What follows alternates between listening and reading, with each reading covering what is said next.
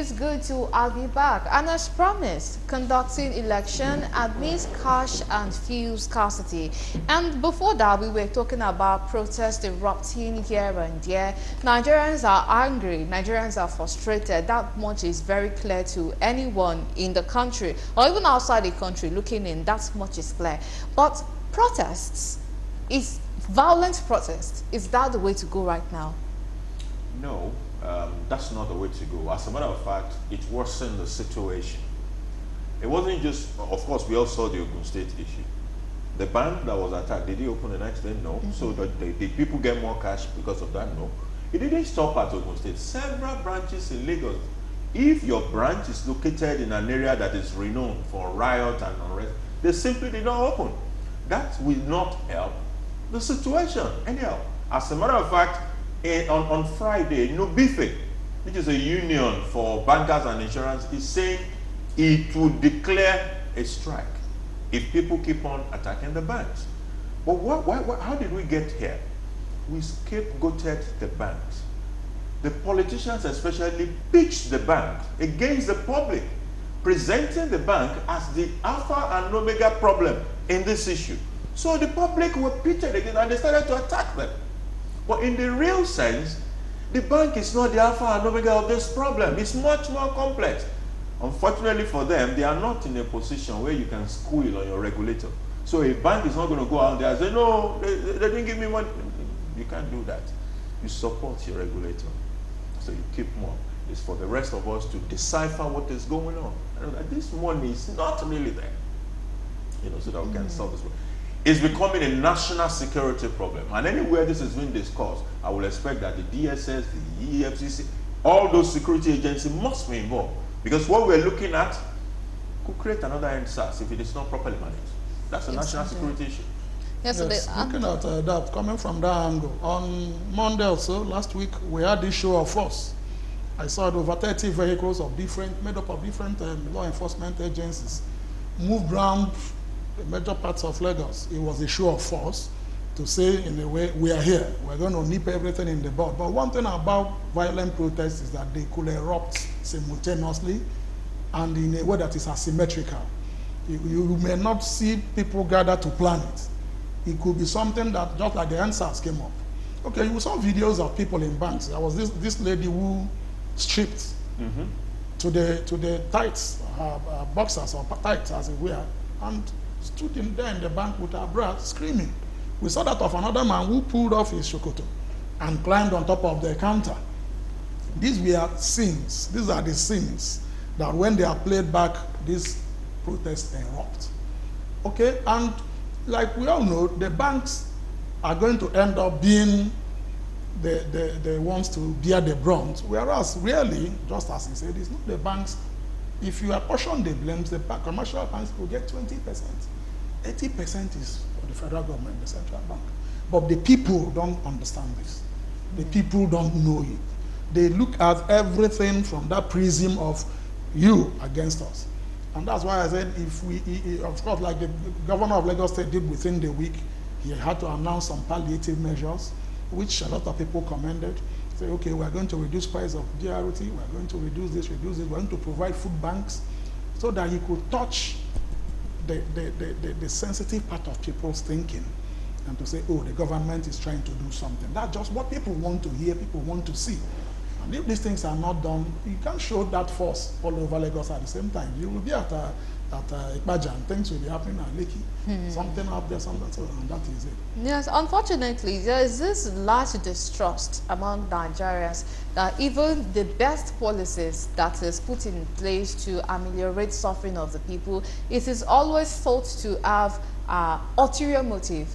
Like the one you mentioned of government subsidizing some things in Nigeria, some people are of the opinion that perhaps it's just a way to bribe the people because election is coming and might be a way to drive votes and all that. And going back, you do not agree with that? I do not agree. People already have their minds made up as we speak. If you have an undecided voter population, say in Lagos, maybe it will be less than 10%. People who really plan to go and use their PVC as we speak, know exactly who they want to use it for. And okay, go on. And when you do palliative, it is also not selective. It's for everybody, including the opposition. I know someone who already sent me a message that, wait, this thing is real, you know. It will not change people's mind. They will take the palliative. If they are not aligned with you, they will still vote whoever they are aligned with. All right, and then going back to the election now. But still, how would you rate this cash and fuel scarcity as a motivation for the 2023 general election? Because a lot of people have already made up their mind, oh, we really have to vote, because this thing that we are experiencing now, it is strange and it should not happen again. So if we are to use the fuel and cash scarcity, as if we are to rate it as a motivator, how well would you say it has worked in gearing people to go out to vote for February and March? Well, that's something that we may not know. I'm going to put a particular statistic on presently, but the truth is, it's a half full, half empty approach, depending on the perspective the person has. So many people, positively speaking, have been awakened by what is going on. So they are putting a positive, thought to what is going on. What's going on is a motivation, not a demotivation. So they are saying, I'm going to go out there, even if it means my walking to my polling unit. Of course, that day you don't see transportation, I will go and cast my vote because I want a better tomorrow. But then, you're still not going to discount the fact that this thing going on could also discourage so many other people who will see it from the half-empty perspective. Okay? But however you look at it, I've always said that Nigerians should come up to that point where they take their votes seriously. Let's go out there, let's cast our votes.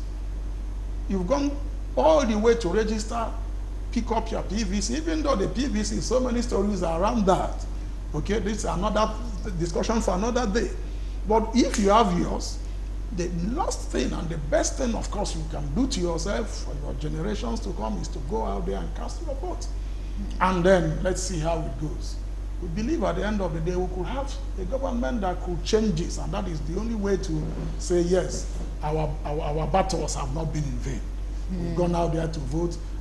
We believe that tomorrow there won't be this kind of cash crunch again, there won't be this kind of scarcity again. That's the only way Nigerians can assuage. Yes, and talking about PVC collection, the deadline INEC gave expired last week Sunday. That was 5th of February. Yes. And we have some agencies coming up to say that the number of uncollected PVCs is still so much. And they are trying to get INEC to do some things to make sure that everyone gets their PVCs. And despite the fact that INEC had graciously increased the collection period for getting one's PVC. So would you say that might be unfair on the part of the people still asking INEC to extend the deadline, or trying to miraculously look for ways for people to get their PVCs, despite the fact that they've given enough time, well, from their own perspective? If there are no limitations from a planning perspective for INEC, what I mean by that is that maybe there are certain cutovers that needed to be done. There are certain information sync that needed to be done that would require time. Otherwise, I will have said, let them be picking their PVC till a couple of days or 3 days to the election. But if those limitations exist and could potentially disrupt their own timelines, then there has to be a definite cutoff time. No matter what you make that cutoff time to be anyway, there will still be people who will not collect their PVC. If that doesn't work, if it doesn't work out this time, I will join INEC to ensure that going forward, we can get to that position where literally collection of PVC can continue up until 1 or 2 days before election without necessarily affecting any milestone. That will be in subsequent election. But for this particular one, I don't know if there are timelines that will be tripped off or some, at the end. Yes, Okay, what are your thoughts on that? INEC said that they have this limitation in the area of staff and adult staff. They don't have all the funds in the world to pay everybody they want to pay. So that's a limitation. That's a limitation. And by that, they're saying we need to stop on February 5th so that these staff who are definite in number can be moved to the next phase of the plan. They can't be out there every day giving out PVCs, and the next phase of the plan towards 25th will not be attended is lost, will not be attained. So that is exactly a limitation. They said it, and that's why they said they are going to stick to February 5th, and come February 5th, which already passed, no more collection of PVC. But one thing you also have to look at is, you see, what we always look at in determining what is right is how reasonable has it been? What time has been, what length of time did INEC give? From the view of a reasonable man, as we say in law, the reasonable man is always the gauge of every action, the yardstick. Does a reasonable man see collection of PVCs from December to February 5th as a reasonable time? I think the answer is yes. So if you extend this to even a day to the election, are you pretty sure that the uncollected PVCs will still collect even up to 20% of them? I believe that quite a number could still be collected post February 5th, but the question is, what is the percentage? So I believe that from December till now, people that want to do the vote, who want to collect the PVC, had ample opportunity to do it, except of course those who fell sick, those who relocated suddenly, and a couple of other reasons. You know, talking about that, there's this meme on the internet that is quite funny. That is, in Nigeria, to get cash, you have to queue. To get fuel, you have to queue. To also get your PVC, you also have to queue. And then putting that in mind with the number of staff that INEC have, and let's say a whole lot of people turned out, would you say that that might be the factor that affected some people and they were unable to get their PVCs? Is that not tangible to consider? The number of what? The number of people, like the long queues it takes to get PVCs. And let's say that is what makes some people, because they've been standing in line for days, maybe they were redirected, they were told that, okay, it's not yet here or something like that. And if that is the reason some people have not gotten their PVCs, is that not something tangible to consider? Yes, I had stories of, which I didn't confirm anyway, I had stories of people coming to where they ought to collect and told that their PVCs were not there. I read a particular story where the man talked about a 10 or 11 digits numbering on the card that moved his own to the next polling unit. That when he understood it, he now had to go to that polling unit to now get it. But he was doing this as a kind of voter information to other people who may have experienced the same thing and decided to just go home. Said there are issues, but I don't know how much of this INEC addressed. Well, he came out, I watched it on the social media, he was explaining everything about that. That is something tangible. But again, we need to know something about voter education, about citizen mandate. Speak out and speak up. It's very important, and that's an area where most Nigerians are still not taking up. You go there, you stand for a long time. Like the picture of someone in the southeast somewhere, the lady who was collecting or who was asking for 1,000 naira. People took it up. Someone, of course, that's the beauty of social media. Before the regular media like Galaxy get it, people, the citizen media they've already taken it up. Someone got that video and sent it, and it went viral. And I heard that the police later picked her up. Things like that are what Nigerians should also add to. The queue, if the queue is so long, remember, INEC moved this from local government to what? To the areas, and now back to the local governments. They were not kept at a particular place.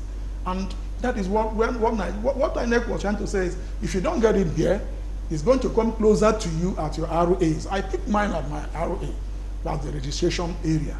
I went there, there was no queue, I just got it. I didn't spend up to 5 minutes, I got mine and I left because I changed my polling unit.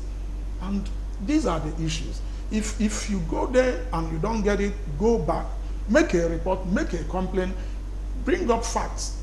But Nigerians most times complain, go home and forget it. And the truth is, the person has been disenfranchised. And it may just have taken extra strength, just a little bit more to get that card. It's unfortunate, but that is what we see every day. Okay, and now looking at, let us look at how INEC has been managing the whole fuel scarcity, cash scarcity that a lot of people feel might hinder the progression of the election. How well would you say INEC have really been able to navigate these problems in ensuring that Nigerians should have a successful, free and fair conduct of the 2023 election? INEC has made enough noise about that, and INEC has had engagement with the NNPC and the oil people in the country. At the same time, it has had engagement with the Central Bank of Nigeria. So on the side of INEC, like they say on the street, has sorted itself as far as fuel, which may affect logistics, is concerned, and as well as cash, which will affect logistics as well. Some of the people, when INEC was making his own plan for logistics, there was no cashless policy. So some of the tricycle people that will move materials and some interiors that, you know, those guys are not going to, and if you tell them, oh, I will now do transfer, they'll be, okay, carry your election materials by yourself now. So he had that engagement at the level of CBN and it's sorted. It is not for the government to help on the side of the voters. That is not INEC's problem. It's the federal government that should resolve the issue of the fact that people are miling around fuel stations and ATMs. And I think something is particularly happening in Lagos over the last 3 days, as far as fuel is concerned. Yes. The queues are shortening. Yes, in fact, I got to a filling station yesterday, and there was only one car outside of the gates. So I was like, what exactly is going on here?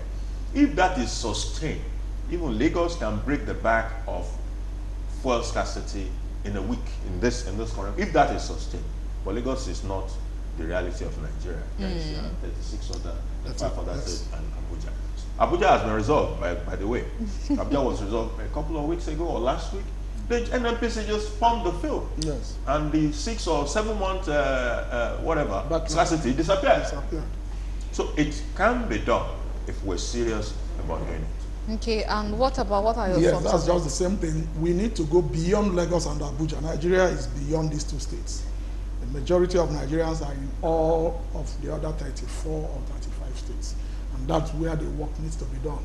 If this continues in Sokoto State, people will not be eager to come out. If it goes on in Bauchi, Borno, if it goes on in Bayelsa, the riverine areas, it's something we must have to look at very, very, very carefully. We still have about 2 weeks. Okay? Next week, Saturday, is the D-Day for the Presidential and National Assembly. This 14 or 13 days provide a window for the federal government to do the right thing. So that especially people who are eager to see a smooth transition can be encouraged to go out and vote on those days. If the Naira crisis continues, I'm afraid it's going to affect a lot of people's desire. While some will take it up as a motivation to go and cast their votes for change, so many others will say, well, is this what life is going to serve us? And all of that. There will be a setback on the side of so many people. So we believe, as I pray always, that in the next couple of days, we need to see a change. Lagos has experienced something in the past 3-4 days, yes. Abuja, I had the NNPC MD talk about using the DSS. He said they've used the DSS to accompany each truck from the loading bay to the station where it will discharge. So every truck had DSS operative attached to it. So there was not going to be a case of diversion or sabotage. And that has paid off. But we only pray that after the elections, this system will continue. But when if we have got a station in Nigeria where DSS will now have to follow a tanker, I wonder what our country is being turned into. Okay, all right, very quickly, because we run out of time very quickly on the show. I don't know why. And so what would be your advice to Nigerians right now coping with cash crunch and fuel scarcity? Very quickly, what would be your advice to them? Why not to the government? My advice is to say, look, policy is not, man is not for policy. Policy is for man. It's for the people. if the people are suffering by virtue of any policy, no matter how good intention that policy may be, the government must be willing to review and revisit and tweak it in a way that it will suit the people. We have such a situation in the country right now, and the challenge is for government to do something about that problem. Okay, all right. And what about Nigerians should keep hope alive. The next 2 weeks will be very, very key in whatever happens. Government should also not sit down and think things will change, except they are made to change. The Council of State has come up with the advice. Government should heed that advice. If we cannot supply enough of the new notes, in the interim, let the old notes move side by side until the day we are sure we can get this stuff. All right. Hopefully, Nigeria will be great. I do believe that.